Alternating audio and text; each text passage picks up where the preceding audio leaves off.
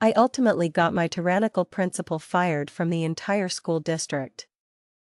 And it all started with a single, condescending phrase, "Just deal with it."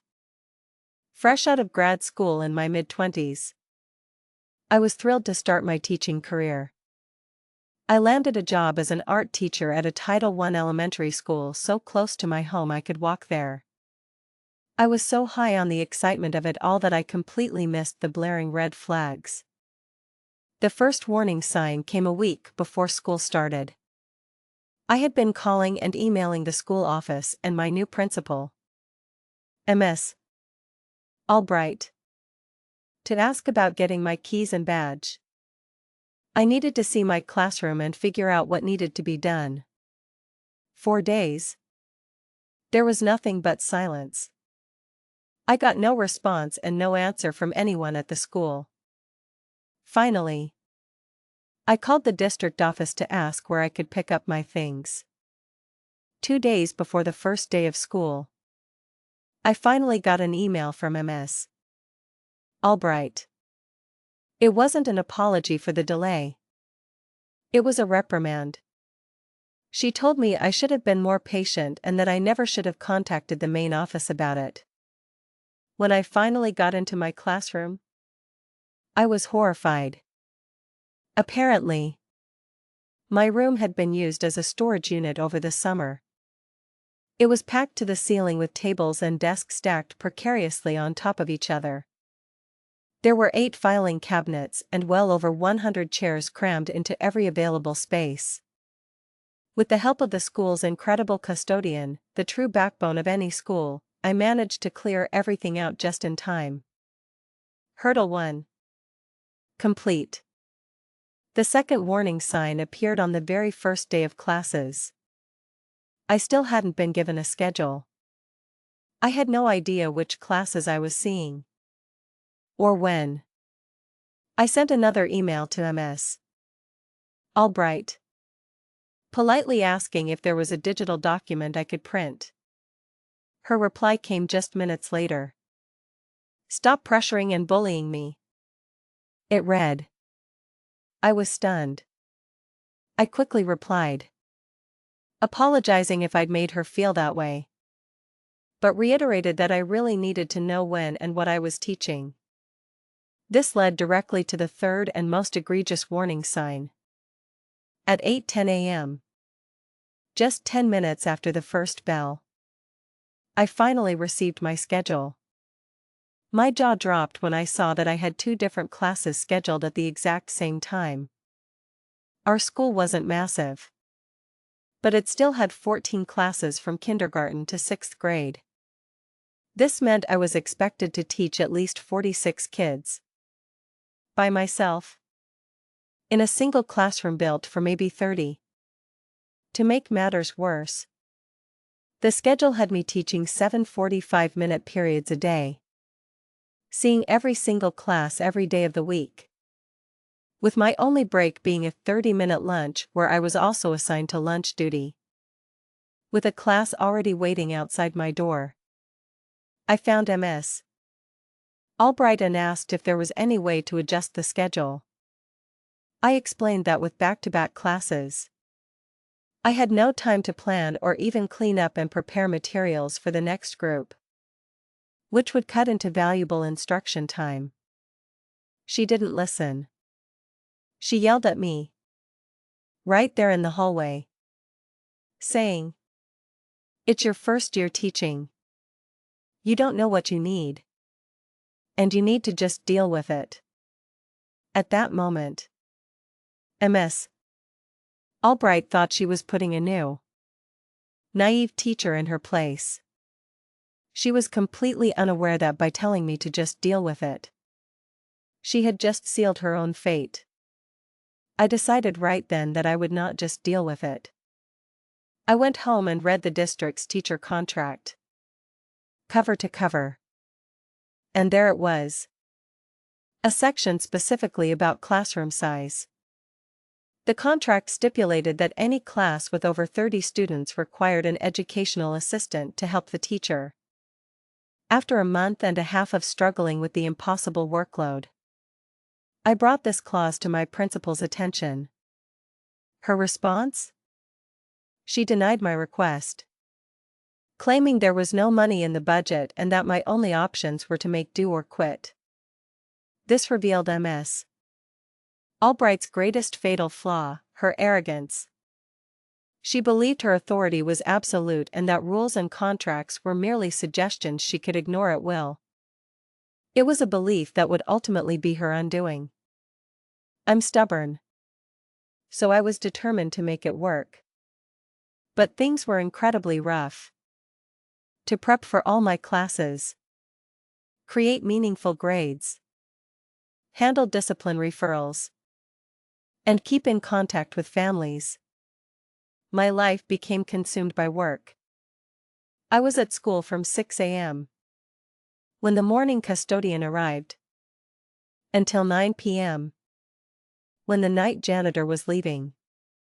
My weekends were spent planning and grading, too.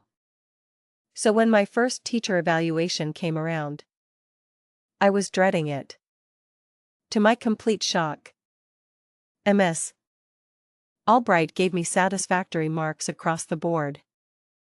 I didn't know it then, but this was all part of her sinister plan. A few more weeks passed, and I'd had enough. I went to our union, explaining that the double classes were unsustainable and unsafe in a room that could barely fit 30 students, let alone 46. They promised they would handle it. But weeks went by with no news. Then came the Thanksgiving holiday, and the potluck dinner that changed everything. I was there catching up with old friends, including an acquaintance, Mark, and his new husband. They asked how my first year of teaching was going. I let it all out, explaining that while my students were amazing and creative, I was frustrated that I couldn't give them the attention they deserved. I mentioned that having 2 classes at once made it impossible to get around to everyone in just 45 minutes.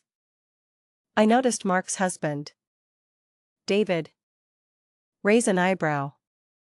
He asked me what school I worked at. I told him. What harm could it do? I found out the following Monday, at 8:05 a.m. Ms. Albright stormed into my classroom, screaming at me. She threatened to fire me and to make sure I never worked in education again. I was just shocked and confused. Later that week, however, at our staff meeting, a miracle happened. An announcement was made about a schedule change, effective immediately. I would only have 1 class at a time. My class periods were extended to an hour, and I would only see each class twice a week instead of 5 times. It was magical. The kids were happier. I was calmer. And I finally had enough time to help each student individually. I was even able to leave work at 4 p.m. But my happiness didn't last. I started noticing Ms. Albright stalking my room, constantly coming in for unannounced observations. It was incredibly awkward. Around the same time, a few of my most extroverted students became quiet and withdrawn. When I'd ask what was wrong, they would burst into tears and say, "I don't want you to go." I'd reassure them that I had no plans to leave, which would cheer them up for a bit. But the sadness would always return. It all clicked into place the day before Christmas break. Ms. Albright came into my room with her minion, who also happened to be our building's union representative, and informed me that I was being put on a teacher support plan. This was a formal process to evaluate whether my contract would be renewed at the end of the year. As Ms. Albright explained the situation with a cruel smile, my union rep just snickered and walked away giggling with her. I felt sick. When I got home and read the details of the plan, which was filled with baseless criticisms. I hit my breaking point. That's when I started to formulate my plan for revenge. During winter break, I got a call from Mark and David. They wanted to get drinks. When we met up, David asked if things at school had gotten any better after he'd had a talk with my principal about the double classes. "What do you mean you talked to my principal?" I asked. "How do you know her?" David looked surprised. "Oh. You didn't know? I'm the supervising administrator for that cohort of schools." My jaw hit the floor. I started to hyperventilate. That single revelation in a quiet bar over holiday drinks was the spark that would ignite an inferno. Ms. Albright's carefully constructed world of intimidation and deceit was about to come crashing down. And she wouldn't even see it coming. David asked what was wrong. So I told him everything. I told him how Ms. Albright had screamed at me, threatened my career, put me on the support plan, and was constantly observing me without notice. His face morphed from concern to surprise to a deep, burning red anger. "I always had a bad vibe from her," he said, his voice tight. "I always wondered why there were so many new teachers at that school every year." "What else can you tell me?" Encouraged by Mark, I spilled everything I knew. I told them how Ms. Albright was chronically late, often not showing up until 9:30 a.m. or even later. And I told them about the after-school care program, how the contractor running it was not only charging families for a service the district was already paying to be free, but that he was also dating and living with Ms. Albright. After the break, I dreaded going back, but I pushed on for my students. As I walked down the hall, the same students who had been crying ran up and gave me the biggest hug, yelling, "You're here! You're here!" "Of course I'm here," I said. "I would never leave the best students ever." One of them looked up at me and said, "But Ms. Albright said you were going to leave us because you didn't want to be here, and that we should give you trouble before you left." I felt a cold rage wash over me. This wretched woman had tried to purposely turn my students against me to get grounds to fire me. I was beyond livid. Now, my plan went into motion. Phase 1 started with that student. Now, I know what you might be thinking. Asking a student to make a comic book about his conversation with the principal sounds like something straight out of a movie. But I asked him if he could draw a comic book about the conversation he had with Ms. Albright, complete with an ending he wanted to see happen. Phase 2 was even better. I contacted my new best friend, David, and told him that per my contract, I wanted another administrator to accompany Ms. Albright's observations. And I wanted it to be him. He agreed instantly, telling me not to let Ms. Albright know. On the day of my first observation, she strolled in without a notebook or anything to take notes with, looking smug, like she was about to get away with firing me. Her jaw dropped when David walked in a moment later, sat next to her, and started typing notes on his laptop. She stumbled over to my desk and asked for a notepad. I looked her dead in the eye and said, "I don't have an extra notepad, but I do have some poster paper. I hope you can be better prepared for the next observation so as not to disrupt my class and take time away from their instructional time." David just smirked. For phase 3, I started calling David whenever Ms. Albright was late for work. He would then conduct a random stop-by visit if he was nearby. documenting that she wasn't showing up on time and wasn't submitting the proper paperwork for her leave. We caught her at least twice a week for a solid month.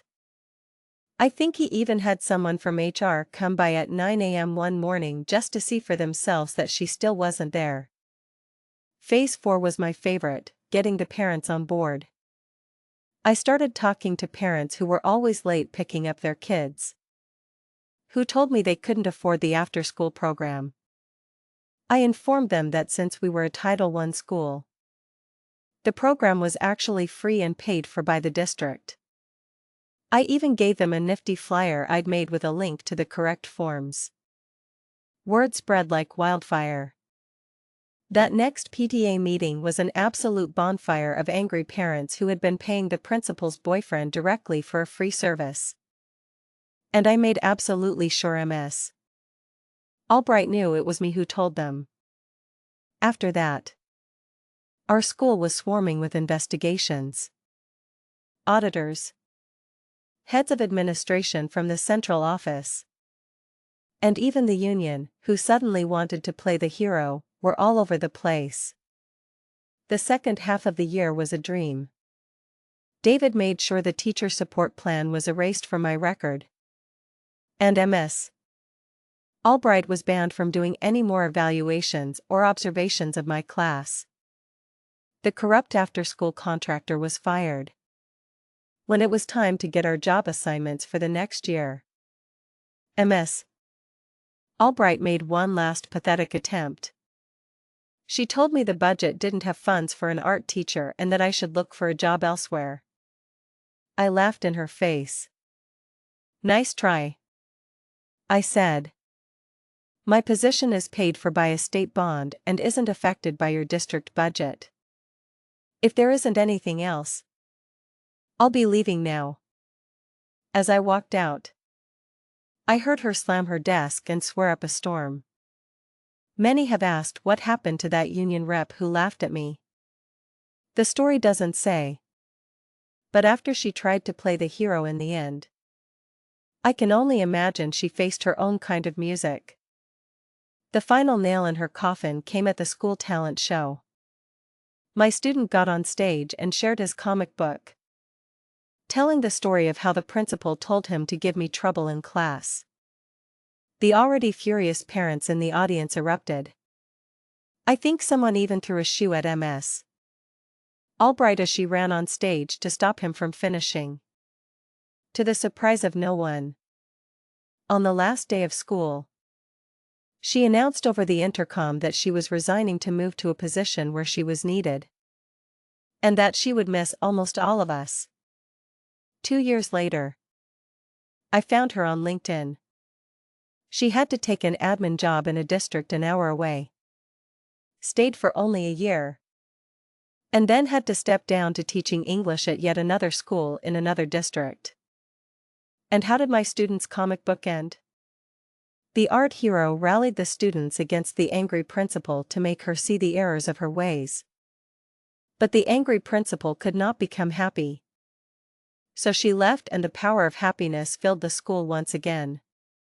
In the end, this story is a powerful reminder that even in the most toxic environments, you are not powerless. By knowing the rules, documenting everything, and finding the right allies, you can turn the tables on those who abuse their power. So, what would you do? Have you ever had to stand up to a boss like this? And how did you handle it? Let us know in the comments below.